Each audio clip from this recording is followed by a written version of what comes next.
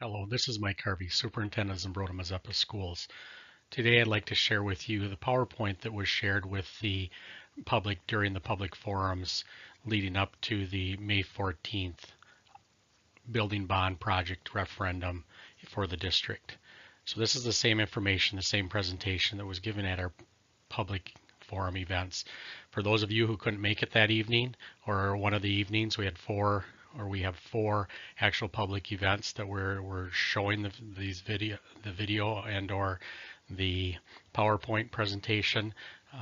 We want that information to be out there accurately. I know there's a lot of information to get out and a lot of misinformation then that gets shared after that point. But it's important, I think, that everybody receives the same information so that they can make an informed decision on May 14th.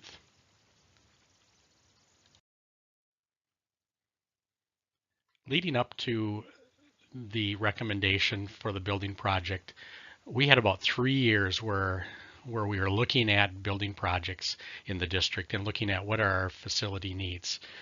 And about a year ago, we really started to narrow it down and develop a process that we would follow for making this determination.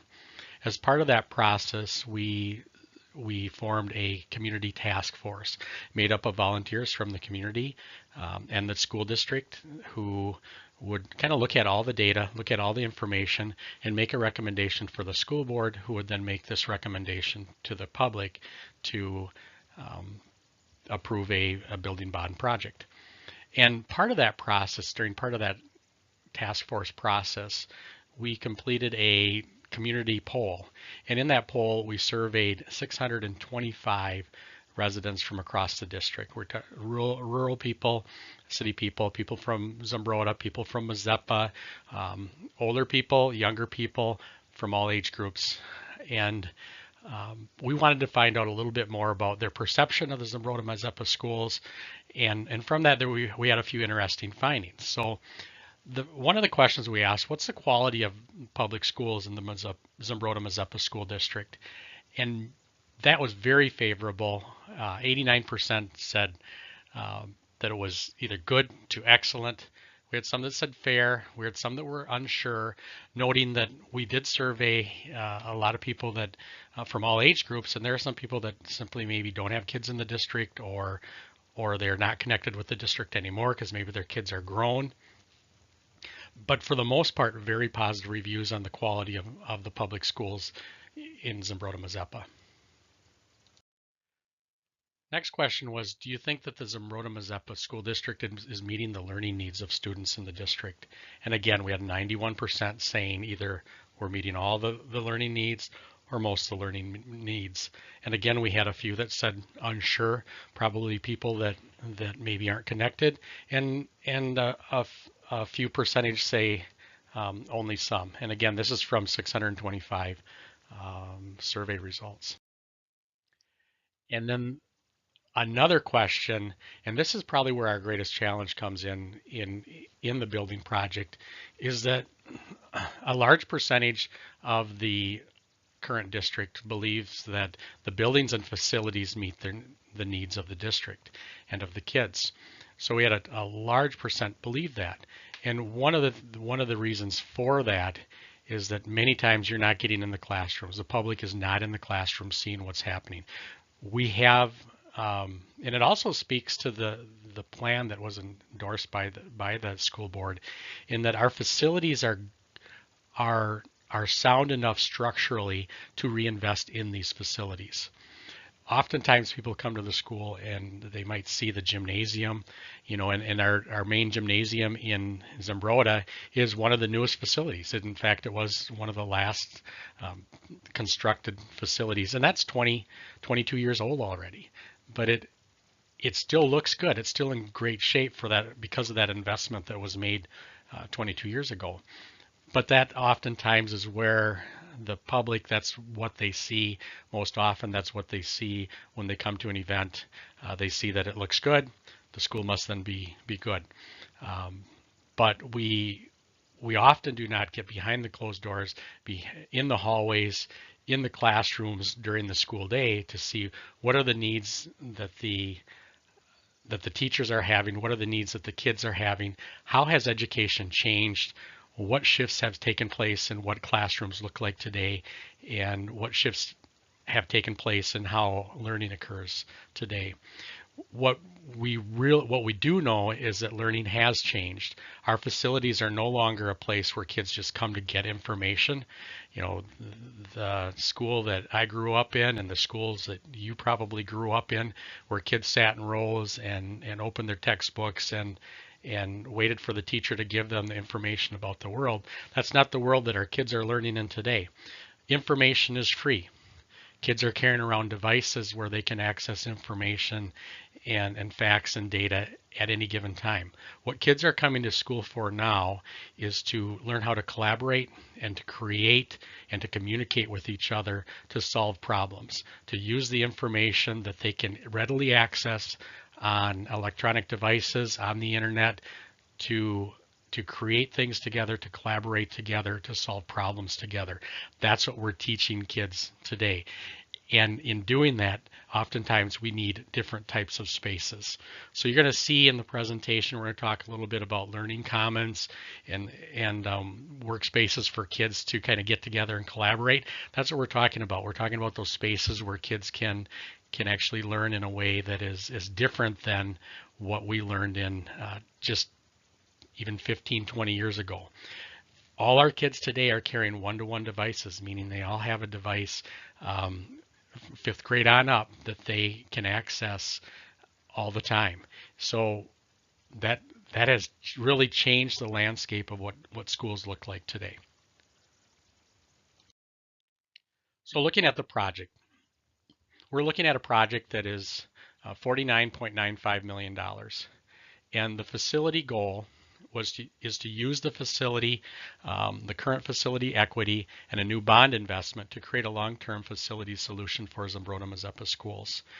And I think it's really important to note that the task force, the community members that looked at this, really fell on the side of, we have equity in our buildings today.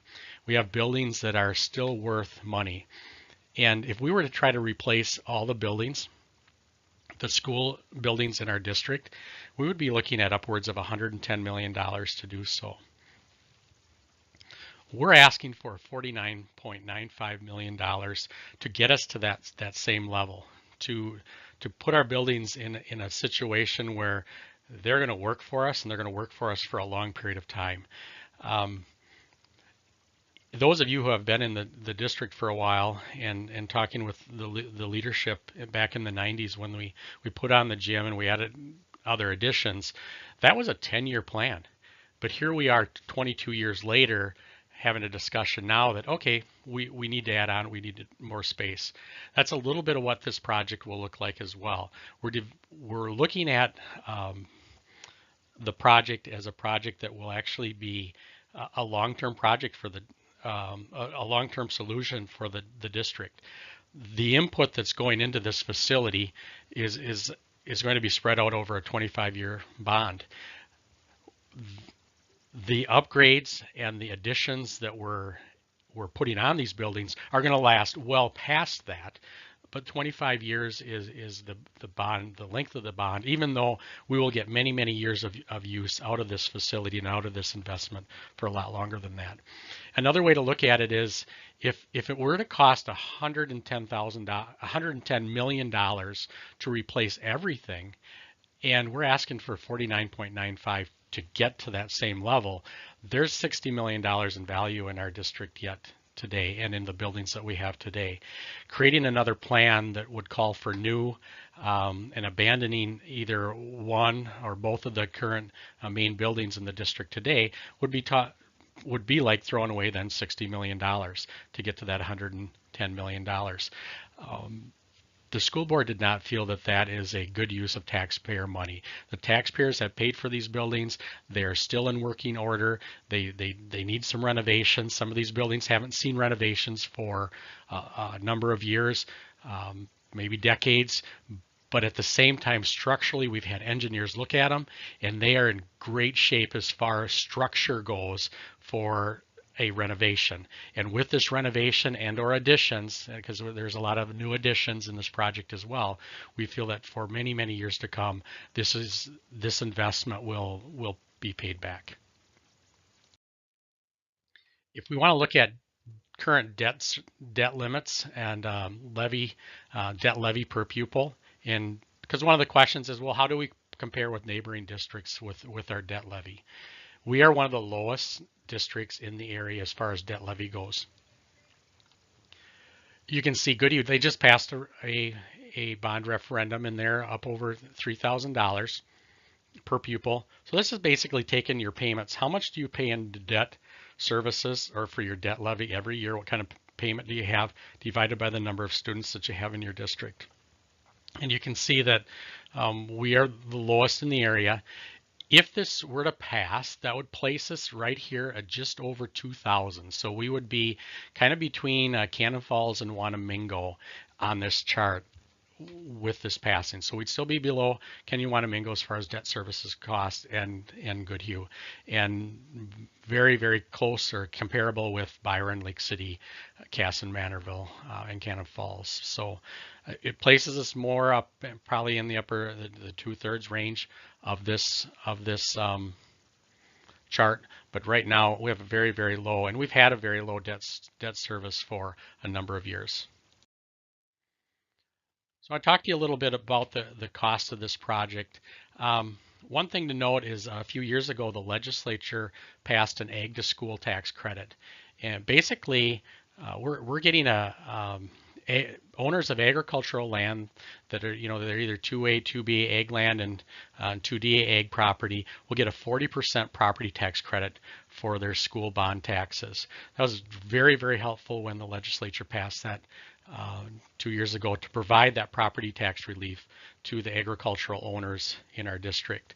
One thing to note, if you're an agricultural owner, here's the contact information for contacting Ehlers to figure out exactly how this bond referendum will impact your taxes. Agricultural taxes are very, very difficult to calculate simply because many ag landowners have multiple parcels. So you have to figure out, all right, this parcel is valued at $4,500 an acre.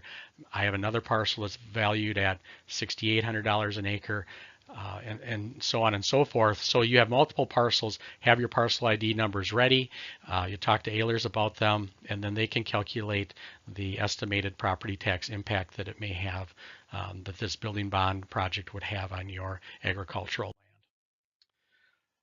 Otherwise, the tax impact for residential property owners is pretty straightforward. The average house in the school district with a value of $190,000 would see a $37 a month tax increase. Now I say that because we know that the average household in the district is around $190,000. If your property tax value of your house, residential house, is less than $190,000, you'd pay less than the $37 a month. If it is more than that, you would pay more than $37 a month. The $37 a month was a number that the community task force wanted to hit as well. In our community survey that was sent out to the poll of 625 residents, most residents would say that they could tolerate up to a $41 a month increase. We wanted it to be below that. So $37 a month falls below the tax tolerance that was indicated in the poll or the survey that was sent to the community. The other thing to note on this, people have a question, what if my tax value goes up? What if the value of my house goes up? Would I then pay, in 5 years, would I be paying more than $37 a month? The answer is maybe. The issue is that if your house is the only one that goes up in value, maybe you put an addition on it, maybe someone builds a golf course next to you, and all of a sudden your house value goes up, but no one else's goes up, then you would probably see an increase from the $37 a month. But if we all know that the valuations go up over time, and throughout the district, the valuations probably go up on people's homes. So as valuation goes up, if the value of your house goes up, but so is everyone else's valuation, then you're probably not going to see an increase in this number. This number would remain constant. It doesn't increase because your home value increases if everyone else's property is increasing as well. Because our debt payment for the district would not increase, we don't need to collect more than the $37 a month from you. If you're proportionally, your house stay, if your $190,000 house goes up and becomes $220,000, it doesn't mean that this $37 a month would increase. Because maybe everyone's valuation increased. We only need to collect so much in revenue to offset what our debt payments are per year. So if everyone's valuation goes up, it stays constant. You put a new addition on or something changes just for your house and your value goes up, you would see an increase. So that's a question that is important for people to understand. The other thing to note is that we've been putting up 25, 30 homes per year in the city of Zumbrota. And if we continue to do that in the next 10 years, for instance, and we have another 250 to 300 homes in our district, that you could possibly see a decrease in this number, because now we only have again a certain debt payment that we have to make as a school district, and as more homes come in, that debt payment then gets spread over more of those homes. So as a result, your payment could actually go down. The other thing to note is that these numbers are extremely conservative, meaning that we estimated this as we have to kind of figure what the monthly payment would be for someone. We estimated this at a 4.3% bond rate. That is likely the highest the bond rate would be at that time. Currently, we're almost a whole point below that. So if we were to issue this today, if we were to issue our bonds today, because of the lower bond price right now, you would likely see a $33 a month on a $190,000 home. So the estimates that you see are on the high end. They're not going to be above that for that dollar value today. They could potentially be below that. And that's why it's also a good time for the district to do this, because bond rates are at some historic lows right now.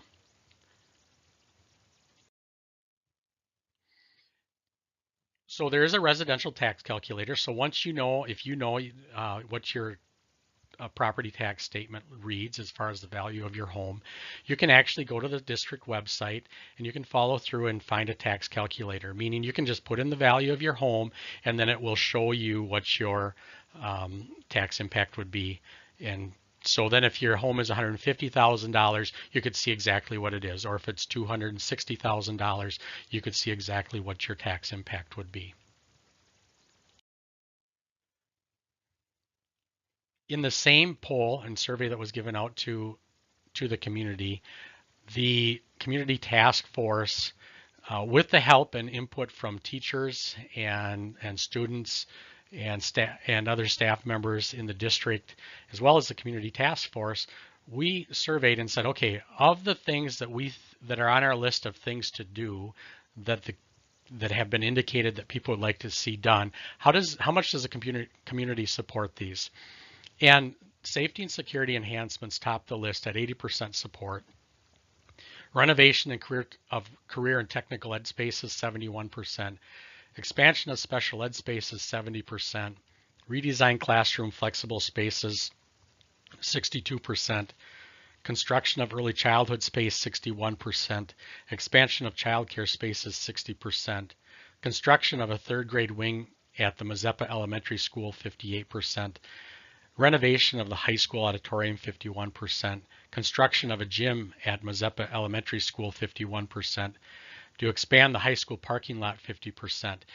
That was the break point. There had been discussion about a construction of an outdoor sports facility, but that did not test well when we talked to the community about it. Even though there may be some need for it, it did not test very well. Everything above this were things that at least half the people surveyed said, I think that's important. So we included those items in the plan that we have for you for May 14th.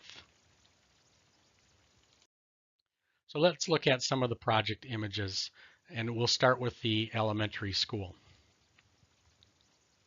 Note all of these images are concept designs, meaning that based on the input, based on the needs indicated by the community task force and by teachers, we put together a concept of what might be in the project or what the project might look like. The actual final design will occur after May 14th. With a successful passage, then we have teachers and other school officials with community members come together and do some of the final design. What exactly will it look like? So a lot of these are concept drawings. The final drawings will be determined after May 14th. But everything has to fall within the scope of the $49.95 million. So looking at the Mazeppa site, we can see the school, and we can see there's a piece of property that belongs to the city of Mazeppa. The orange that you can see right here is the actual new addition proposed for the Mazeppa building. And we've already spoken with the city of Mazeppa, and we will work out an agreement on the property that sits on the park for the school to own. And that discussion will take place after, again, May 14th.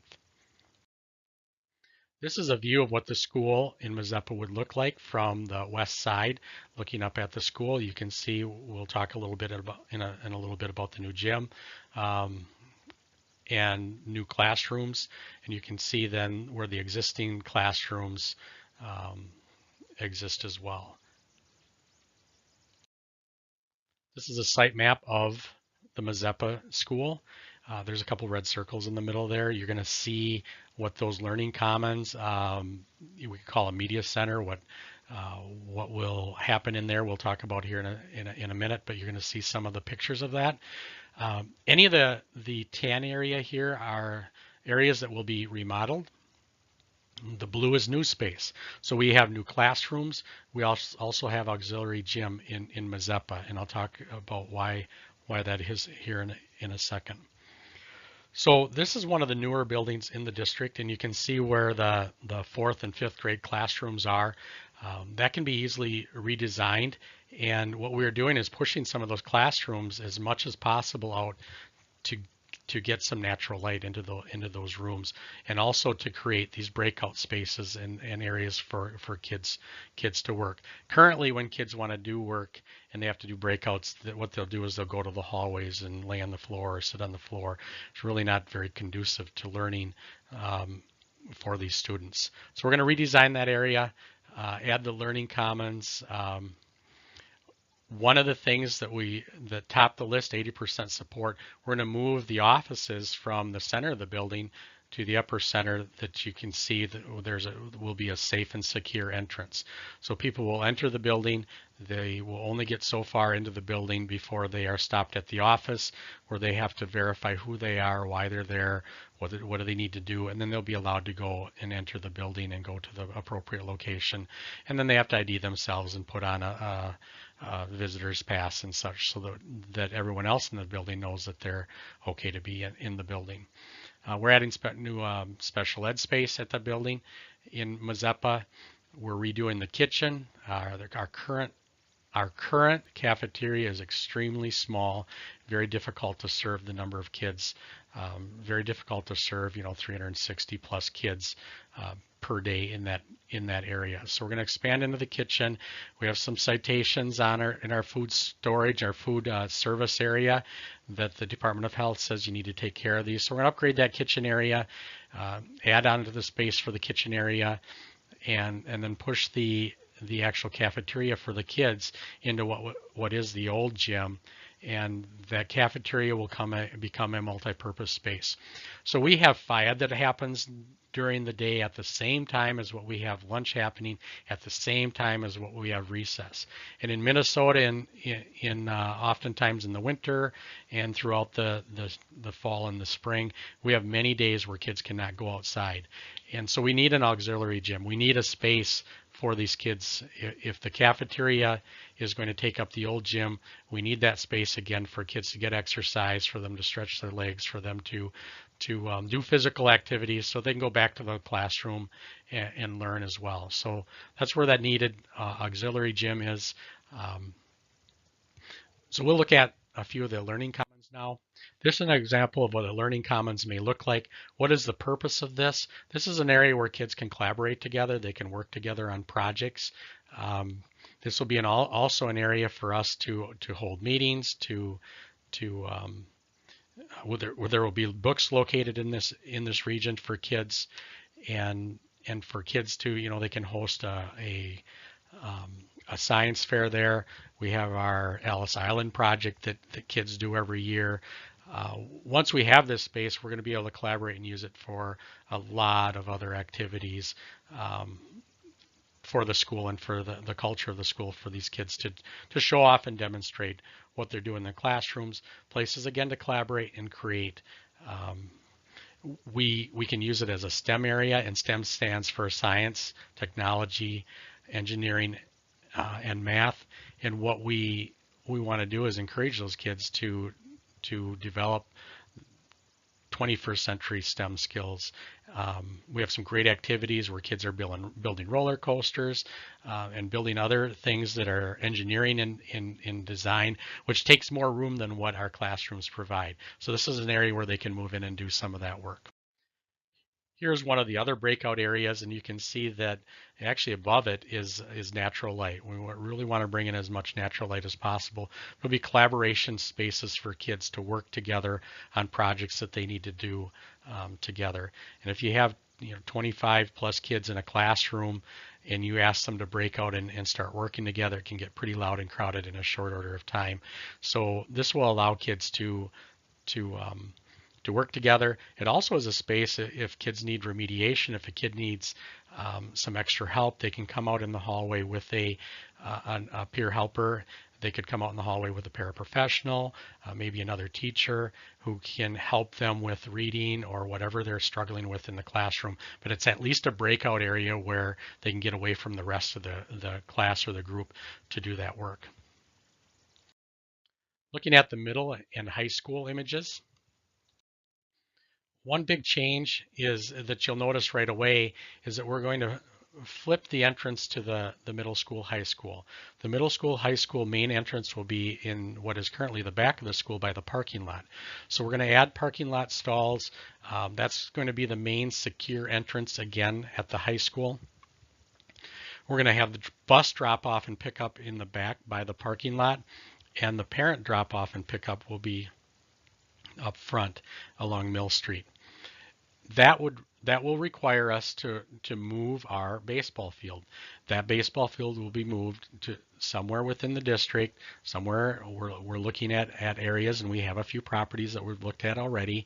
We're just not prepared to share that information prior to May 14th, as it could interfere with our ability to acquire those lands.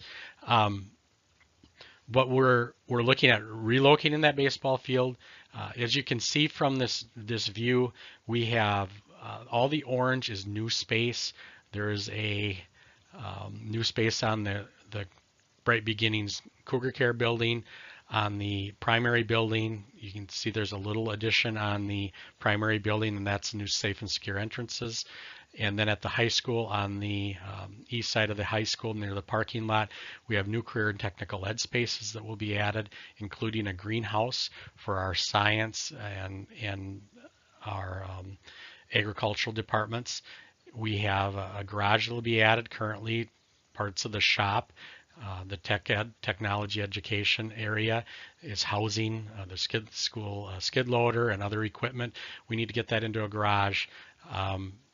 We're adding many classrooms in the high school, as well as I talked about that safe and secure entrance. And then a gymnasium that is really part of the need that was expressed both by the high school, but also by the primary school. We were not having FIAD for some of the kids in in gyms, many times they were resorting to the hallways to receive their exercise and or physical education because we were just lacking learning space for physical education during the school day. So that's just kind of a site map of what changes would take place at the high school site. So this is our site map, and you can see the red circle. You're going to see a picture of that student commons area. That takes on a little different look at the high school level, and I'll explain that in a bit.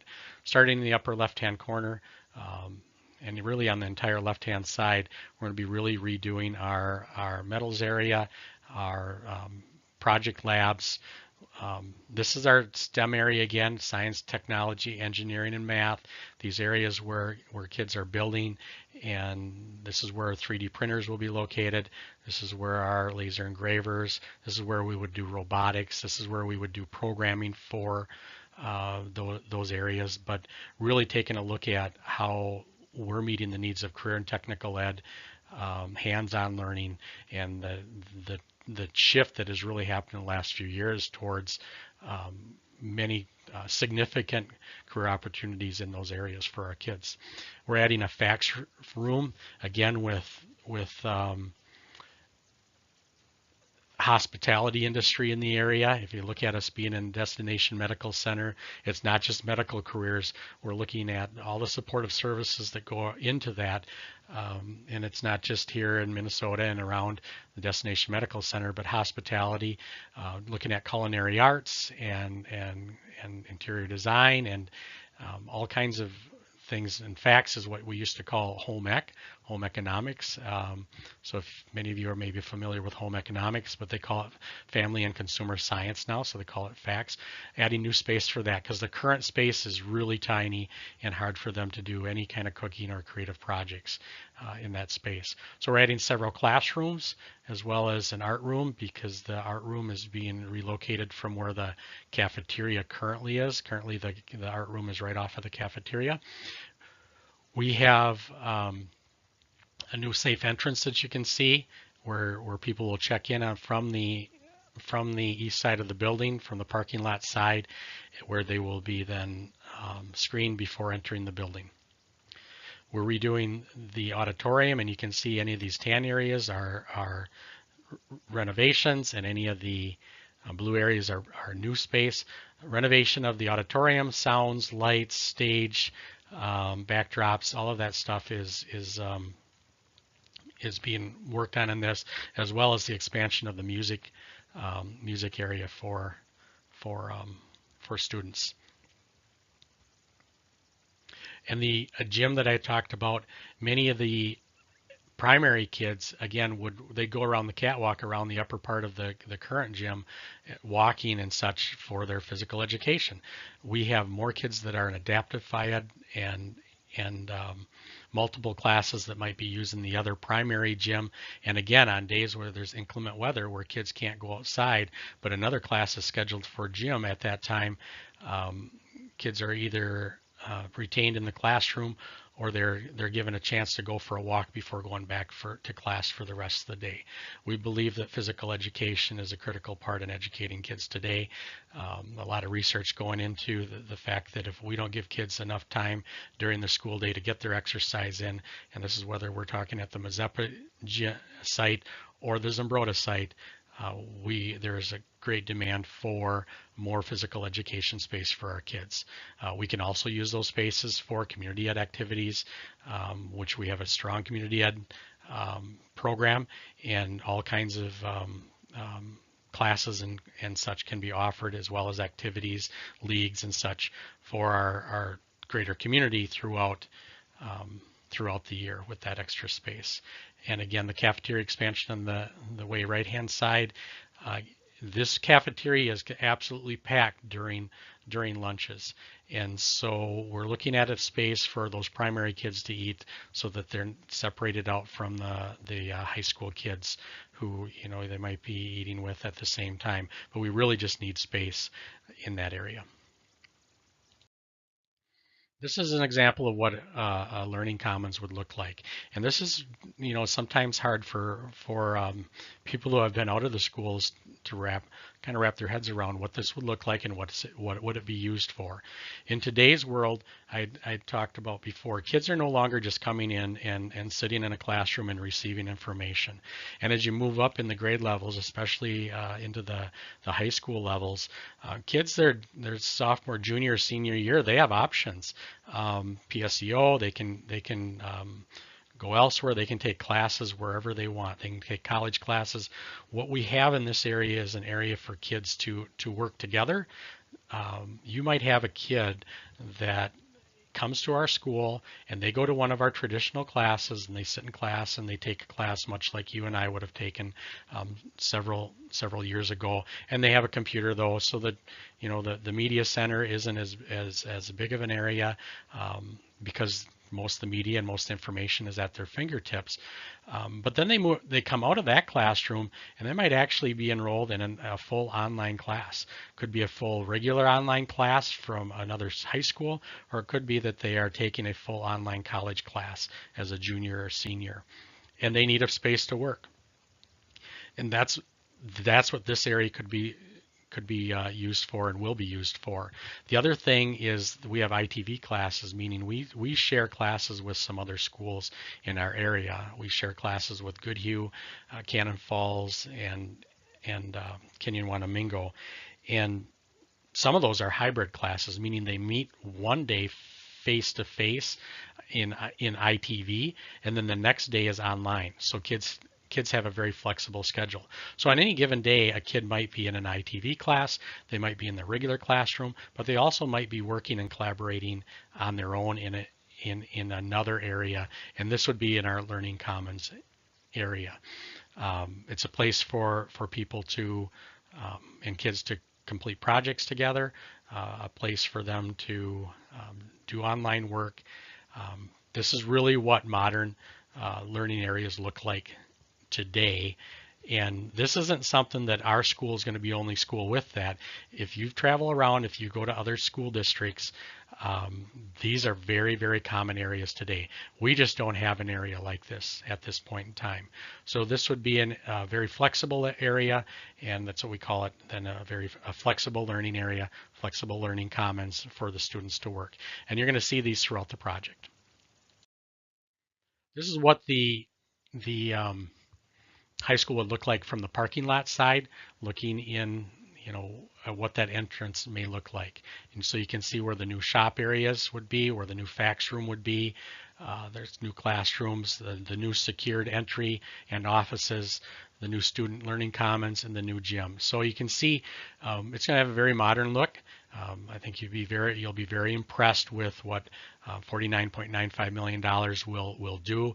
This district and this school will be looking good and be very functional for 20, 30 years into the future. The investment that you're making today will still be very, very functional and usable. And so it's the long-term investment. That's why it's a 25-year bond, but at the same time, it's going to last that and longer for us as a district. The investment is going to last that long. Looking at the primary school. If we look at the primary school, again, there's major renovations taking place. You can see another learning commons again as well, where kids will, this learning commons is like a media center. It's like a library. It'll have books for kids, but it'll also have computer areas for kids to work and areas for them to collaborate. And you'll see a picture of it here in a bit. Probably one of the a significant change here is that we're moving the offices from the center of the building to the outskirts of the building, again for security purposes. We're adding the blue area here, so we're adding classrooms, and again, these are concept drawings. Once it's approved, these teachers would actually sit down together and design exactly what these spaces would look like and exactly where the walls would be. But one thing you'll note is that the preschool is located here. It makes a lot of sense for us to not rent the early childhood or the preschool area, which is below the senior center, a block away from the school. We're paying $50,000 a year for that. We need these classrooms, 3 classrooms added, 3 or 4 classrooms, and that we can look at the early childhood family ed area, the motor room, and the preschool rooms, which we currently are leasing those spaces. But that was a 10-year lease that we signed, and we have a couple of years left on it. But it would make a lot more sense for us to kind of build to own, and that long term for the taxpayers that'll make better sense. And because we would not be leasing that space anymore, and that's a lease levy, meaning that $50,000 is on your current taxes. If we bond to build this, then the agricultural land then would get the 40% tax break, meaning the state is kicking in 40% of that cost of that building structure for the ag land owners. So there's a lot of reasons why we're doing that. It makes sense. All our resources then are again at one site. So if some of those preschool kids need some of the other resources that are within the building, they'll be available. And then as a parent, as I come into the building, as I enter our school district, I'm going to see that there's a nice flow from preschool to kindergarten to first grade, all the way through our system until you enter the elementary school. So that's what our spaces look like. We have new sped space. Again, you can see the cafeteria expansion on the same level or at the same level. One thing to note is the gym in this space, that gym floor, those of you who are familiar with the school district, there's a gym floor there that hasn't been very functional for probably 20 years. We have saved up money, and this summer we are remodeling that gym. We are fixing up that gym. So that is not part of this bond. That is part of what we've saved up over time with our budget to complete that gym, to make that gym look new again. So that is not part of this bond project. And that just goes to show there are a lot of projects. There's a lot of things we're trying to keep up with, but within the scope of budgets provided by the state and the revenues we receive, we're not able to keep up with fixing everything. Therefore, we did save up for this project, but we're also going out and asking you to help us catch up on some of those things. And that's where some of the remodeling and refacing of a lot of the rooms are taking place here during this project. So you can see again the new classrooms, the new secured entrance on the primary site. And this would be what the Learning Commons would look like the media center library. So we'll have books in here, computer areas for kids to work, comfortable furniture for the kids to sit on, for them to be read to, for them to work together, for them to complete projects. And as an area for meetings to take place. We currently have the PI group meets in this area. That's a group of parents who come together and talk about how they can help support the learning at the primary and elementary level. So this area would be used for a lot of different things, primarily for the kids during the day to receive their media lessons, or what you used to probably be familiar with as library time. So looking at other project images, Cougar Care and Bright Beginnings. Cougar Care is one of the most sought after programs. We have a waiting list in Bright Beginnings where we can't get kids into the program simply because we do not have room. So we're turning away families at this point in time, or we place them on waiting lists until their kid can get in the program, but we need more space, so we're adding classrooms for that space. We also then have that office area, and we have that secure entrance for Cougar Care. And this is what that Cougar Care building would look like. You can see the secured entrance, and then the new classrooms at that site as well. So to kind of wrap up, I want to give a few reminders. This plan was forwarded to the school board by the Community Task Force, which overwhelmingly supported the plan.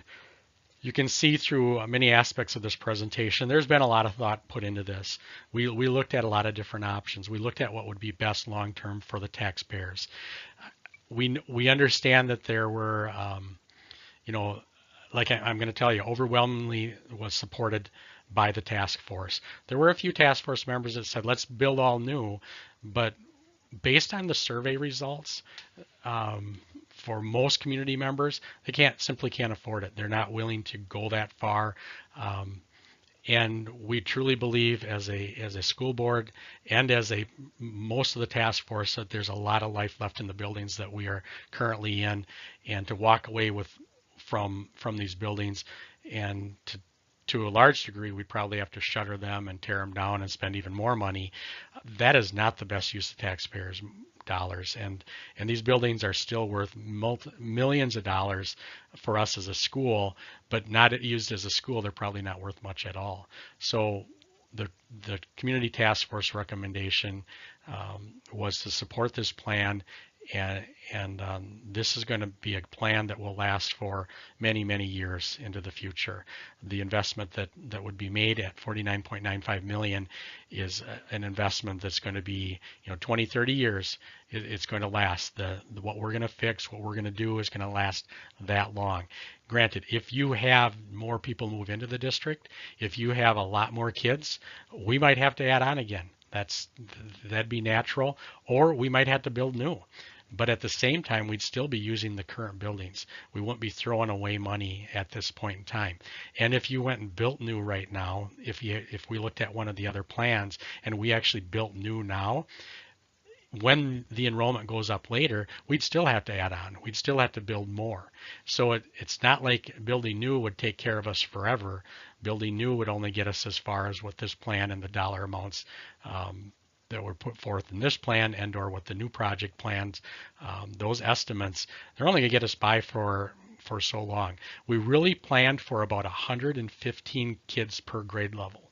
This plan supports 115 kids per grade level. The other new plans also supported up to about 115 kids per grade level. Once we surpass that, then we'll probably have to start looking at, all right, how are we going to address these needs? We actually have plans in this design to make some of the structures so that we could go up a floor, so that in some of the newer structures that we're putting on, we'd be able to, we put in the footings now for a little bit of money where we could actually add on and add up at a later date. So putting a lot of thought into how this type of a plan can benefit the district for a long, long time to come. So our timeline, once approved in May, work would begin in the spring of 2020. We would go out, we'd start the design phase, go out to bid this fall, and it would take about a year to complete that project. Keep in mind that security is a big priority in the project design. Every single one of our buildings has security in mind. Anywhere from the windows that we're going to install in these new areas to the safe and secure entrances that we're putting into the design. More information is available on the school district website if you have any additional questions about the project, as well as commonly asked questions document is available for many questions about the project. So questions that have been asked frequently, we put in the commonly asked questions document. So if you have a question, you might very well see that it is already on there. And we really encourage you to go to this site to have your questions answered, or you can pose a question from the same location on the school district website. What happens is there gets to be a lot of misinformation out there, especially in today's digital media world, where Facebook and such, where people just start commenting and putting stuff out there that may or may not be true. Maybe they're in favor of it, so they put out one comment, but maybe they're opposed to the whole plan, so they put out a different comment. But what's really, really important is that people are coming here to and or asking questions of the district to clarify some of what their questions may be, so that they can make an informed vote, so that they can make a vote without being influenced by somebody who maybe is opposed to the project. So questions can be answered, questions can be asked. We had a great turnout at our first two public forums. There were chances that at the end of those forums, people moved around and were able to ask specific questions of like our financial advisor, of the principals, from the school board, and from myself about the project. So we had a great turnout in those venues and some great questions during that time. But please feel free to ask any questions that you might have, and we'll get back to you as soon as we can with an answer for those questions. So with that, have a great day, and thank you for watching this video.